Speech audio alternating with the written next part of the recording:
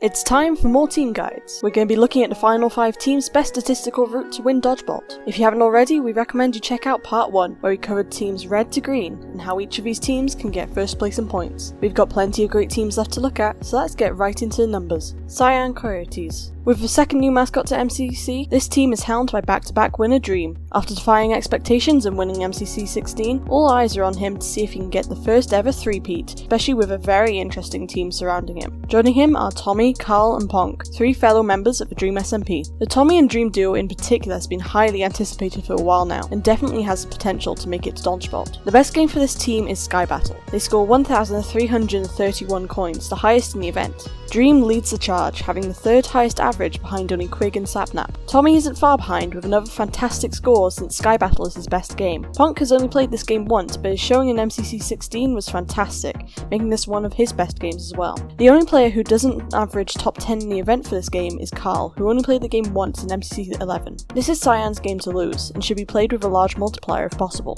The other game Cyan should target is Battlebox, where he scored 1,248 coins. Once again, Dream leads the way with this being his second best game. Carl is also very good at Battlebox, with it being one of his best games, even if he only did play it once. Rounding out the team, Tommy scores a bit below average, and Ponk hasn't played Battlebox yet. Ultimately, this game is going to come down to how Dream is performing on the day of the event and good communication, so play this one late if possible. Now onto the bad games. The worst game for Cyan is Build Mart, where he scored just 911 coins. This time Dream is the reason the score is weighed down. Dream's Build Mart score is his lowest by far, and his scores haven't improved much since the Season 2 redesign. Tommy and Carl don't do very well in this game either, but Ponk actually did pretty well in MCC 16. Either way, play this one early or skip it altogether if possible. The next game for Cyan to steer clear of is actually Ace Race. They scored 938 coins, second worst in the event in front of Green. The reason this score is so low is because both Ponk and Carl really struggle at Ace Race, being Ponk's worst game and Carl's second worst. Tommy does about average again, but Dream does very well. If Dream can recreate his result with his previous team and get Ponk and Carl to finish top 20, this game quickly goes from one of Cyan's worst to one of their best. Still, as that factor can't be completely represented by stats,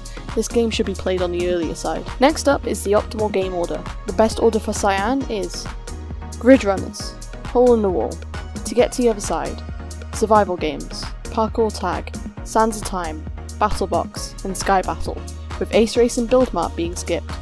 This order gives Cyan 19,465 coins and first place. Although we didn't talk about him too much, a lot of his team's success hinges on Tommy and his ability to be consistent, and this team is definitely a real contender for DODGEBOLT. Aqua Axolotls.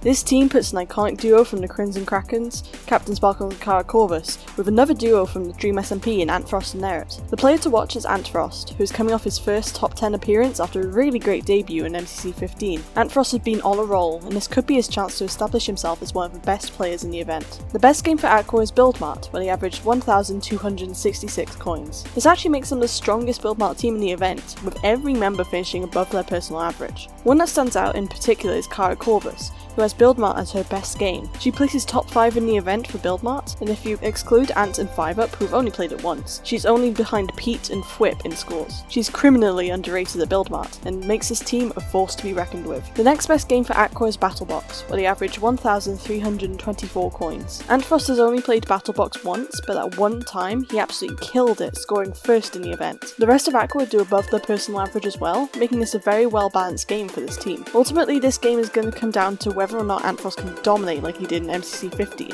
Even if he doesn't manage to meet quite the same heights, this team should still try and play this one later if possible. Now onto the games to avoid. The worst game for Aqua is Hole in the Wall. They score 846 coins in this game, the second worst in the event. Captain Sparkles does alright at this game, scoring exactly his average. The rest of his team doesn't fare quite as well, all scoring below their personal average. Antfrost particularly struggles as he's only played it once and scored a full 100 coins behind his personal average. Avoid this game if you can, or if it must be played, try playing it early. The last bad game for Aqua is Sky Battle, where he scored 881 coins. This time Captain Sparkles and Kara struggle the most, as Sky Battle is both of their worst games. The Captain especially has struggled, although he's been doing a fair bit better in Season 2 than Season 1. Eret scores a bit below his average, but Antfrost has actually done very well. It's actually his second best game behind Battlebox, and he places just behind Tommy in averages. Still, this game should be avoided if Aqua wants to reach DODGEBOLT. Speaking of DODGEBOLT, here's Aqua's best path to it.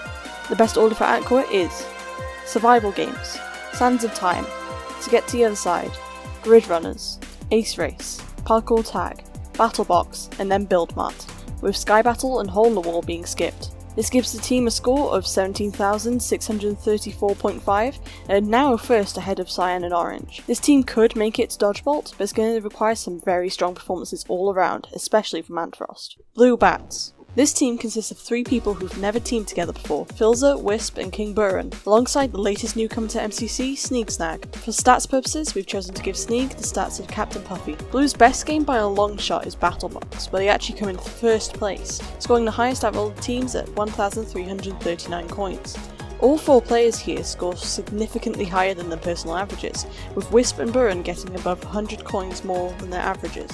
Wisp was actually on the most famous BattleBox team of all, the Coral Carolers from MCC 13, and has managed to keep up his score ever since. Burren has only had 1 bad BattleBox in his 9 is total, with all the other 8 being in the range of 245 to 515 coins. Their next best is Hole in the Wall, where they score 1,116 coins. Filza definitely brings the team up a lot here, as he scores 454 coins in this game, being the 3rd best Hole in the Wall player in MCC 17. Burren manages to score better than his personal average, with Wisp being just a little under his. Sneag on the other hand has this as a pretty bad game from Puffy's stats, so they can potentially score higher than this. I would try and get this one in the second half if you can. The worst game for Blue by quite a bit is actually Sky Battle, but he only scores 728 coins. Sky Battle is actually Filza and Wisp's worst games, and Filza even scores more than 100 coins lower on average in Sky Battle than in any other game. Sneag and Burren don't fare too well either, with it being their 3rd and 2nd worst games respectively. Sadly, all of this combined makes them come last in the tournament for Sky Battle, so definitely avoid this game if possible. The next worst is another PvP game, Survival Games, where they score 944 coins. Wisp and Sneag do okay in SG, scoring just a bit above their personal averages. Filza, on the other hand, scores a decent amount below his personal average, and SG is actually Burren's worst game, in which he has a tragically low score. They come 7th in the event for this game, so get this one early if possible. With those out of the way, onto Blue's best game order.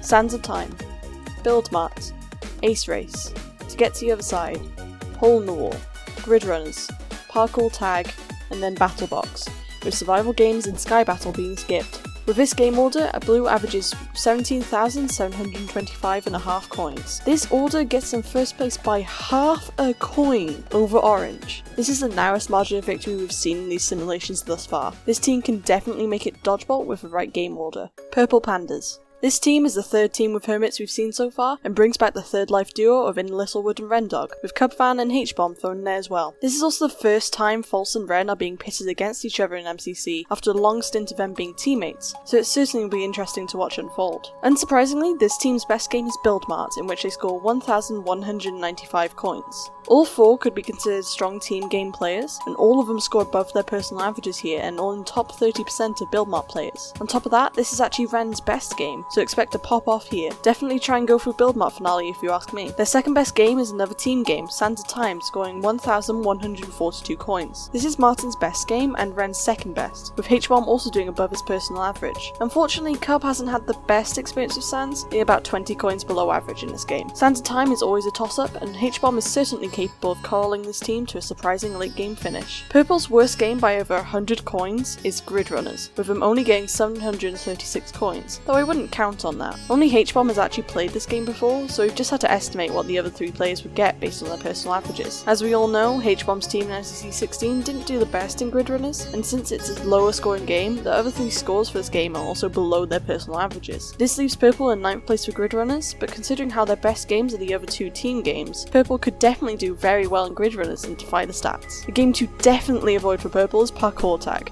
where they only score 845 coins. None of these players are very good at Parkour Tag in general, and they're all around 30 or so coins lower than their personal averages. Purple come 9th in this game, since compared to the other teams this one really doesn't stack up too well. Try to skip this game or play it early if you can. Now for the best game order for the Purple Pandas, we have Parkour Tag, Sky Battle, To Get to the Other Side, Ace Race, Sands of Time, Survival Games, Build Mart, and then Hole in the Wall, with Grid Runners and BattleBox not being played. This puts Purple in 6th place with a score of 16,317, with the yellow ahead and blue just behind. The stats aren't the best for this team, with team games being played later and some good communication from all of them. This team could definitely make their way into DODGEBOLT. Pink Parrots.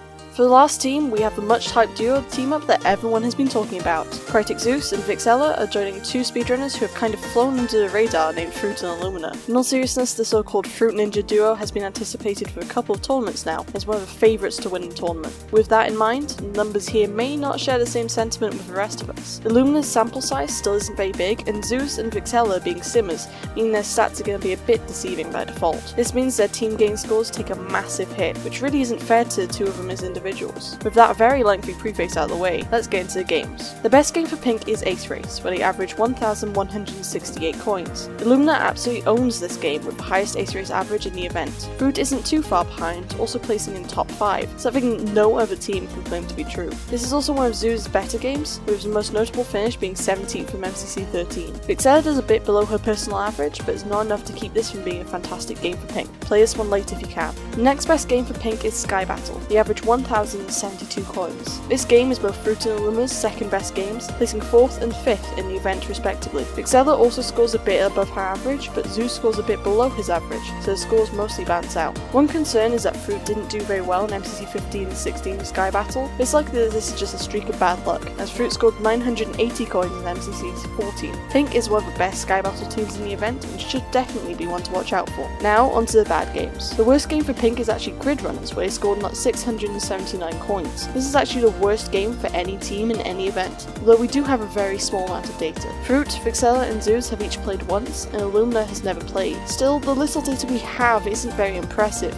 especially with Zeus and Vixella not finishing the course in MCC 16. While the numbers aren't great, the Simmers' scores will probably improve massively when teamed with talented movement players like Fruit and Illumina, along with it being their second time around. Despite the numbers, these double duos have great chemistry and massive potential in this game. The other poor game for Pink is Build Mart. The average is 820 coins, the lowest in the event. This game is well below average for both Fruit and Illumina, even after accounting for the coin split, and while the Simmers do significantly better in this game than Grid Runners, they are still the two weakest Build Mart players in the event, though more as a result of circumstance. Still, if this game can be avoided or played early, it should be. Now we have a final optimal game order. The best order for Pink is Build Mart, Parkour Tag, Sands of Time, Survival Games, To Get to the Other Side, Hole in the Wall, Ace Race, and Sky Battle, with Grid Runners and Battle Box being skipped. This gives Pink a final score of 15,813.5 coins, or 6th in the event between yellow and blue. However, we all know this team won't give up without a fight, and they'll definitely give teams a hard time if they make it to Dodgebolt. That does it for this round of team guides. If you'd like to see anything specific or new in these videos, feel free to leave a comment recommending something. Remember to go like and subscribe if you enjoy this type of content. With that said, this is Lopsided Head, signing off.